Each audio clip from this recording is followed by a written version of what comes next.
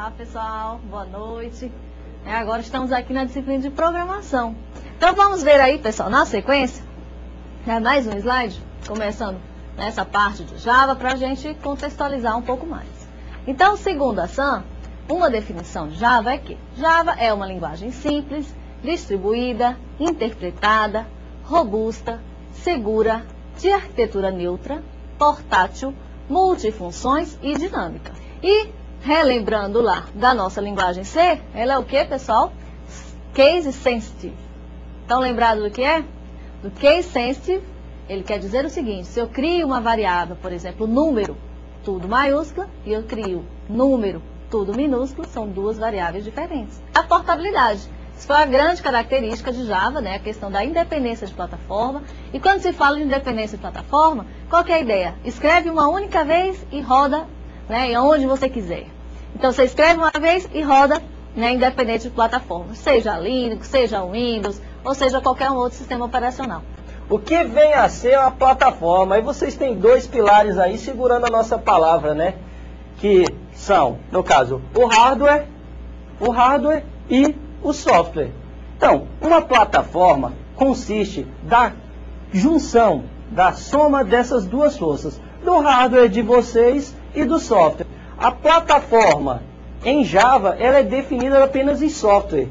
No caso, a máquina virtual Java, que é fornecida no momento da instalação, ela se utiliza de um software, que é chamado de máquina virtual, para possibilitar que todo o restante que está abaixo dela tenha uma comunicação padrão, uniforme. Tudo que está abaixo dela, quem vai controlar, tudo que está abaixo da máquina virtual, quem vai controlar é essa máquina. Então, o programador, as pessoas, os desenvolvedores Java, só vão se preocupar dessa máquina virtual para cima, que consiste no desenvolvimento das aplicações de vocês. Na sequência, o que nós temos? Que a linguagem inicialmente compilada e então interpretada, né? Então, nós temos dois elementos fundamentais, a questão do bytecodes, vão ser os arquivos .class, e a nossa máquina virtual Java. Um outro ponto-chave que é muito importante vocês conhecerem é justamente esse bytecodes, né? Então, é esse .class. Quando vocês compilarem, ele vai sair da extensão .java e vai passar por .class. E essa máquina virtual Java, ela vai servir justamente no seu processo de interpretação. Então, você vai estar executando isso lá no usuário final, e essa máquina virtual Java vai possibilitar a interpretação desse código que já foi compilado, e é justamente aquele arquivo .class. O nosso código Java, que consiste nas classes que vocês estão desenvolvendo. A gente vai ver aí no decorrer que tudo o que é desenvolvido em Java consiste em uma classe. Então, nós temos inicialmente o código Java.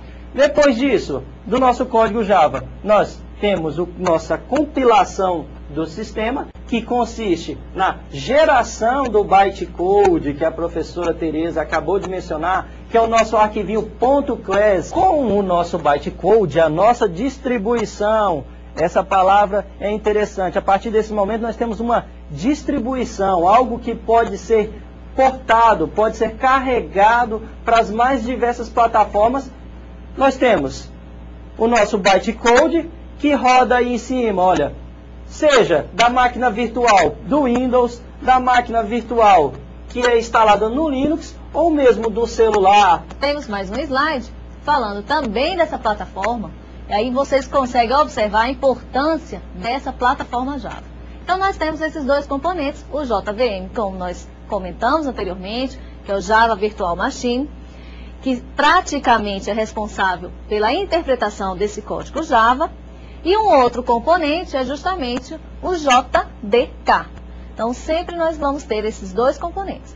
Um para a criação dessas aplicações, no desenvolvimento, e na interpretação, na execução do código, né, do código Java.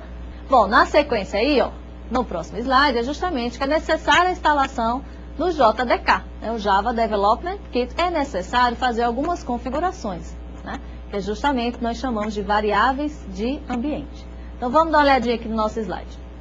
Então, nós temos a configuração das variáveis de ambientes, né, que é muito importante para que vocês façam a execução, né, e compilem os programas. E para isso, nós precisamos ter a Java Home e o Class Path. Bom, e da onde é que eu vou arrumar isso? Que variáveis de ambiente são essas? Bom, isso vocês vão ter que ir lá no painel de controle, sistema, e aí vocês vão ver as variáveis de ambiente. Essas duas variáveis vocês vão criar, tá? Java Home e o ClassPath. O Java Home, vocês vão indicar o caminho da onde vocês instalaram o Java. E como segunda variável de ambiente é o ClassPath. Então vamos aí, né, sempre estar usando o inglês para entender qual é o conceito. O ClassPath, o caminho de classe. Precisamos indicar qual é o caminho dessas bibliotecas. Né? Lembram que a gente usou isso lá em C. Gente, inicialmente, todo o programa que vocês desenvolverem de agora em diante será uma classe. Segundo aí, os arquivos devem ter a extensão .java. Nosso terceiro tópico aqui, o arquivo deve possuir exatamente o mesmo nome da classe. Então, mas vamos meter a mão na massa agora, vamos criar o nosso primeiro programa. Isso, ele é um arquivo da extensão .java. Notem que em todos os exemplos da apostila, nós tentamos enfatizar que a classe deve possuir o mesmo nome do arquivo. Então, primeiro programa e a nossa classe está definida como primeiro programa. Olha aí, class, primeiro programa. Depois aí nós temos função executável. Igual vocês tinham o main lá no C, temos a nossa função main, que deve ser definida como um método que não tem retorno e que é estático. Depois disso, nós criamos aqui o nosso primeiro exemplo, a nossa primeira saída. A classe System, que vocês vão ver, ela é responsável por definir padrões para controle de sistema. Para imprimir em console, vocês vão utilizar ela.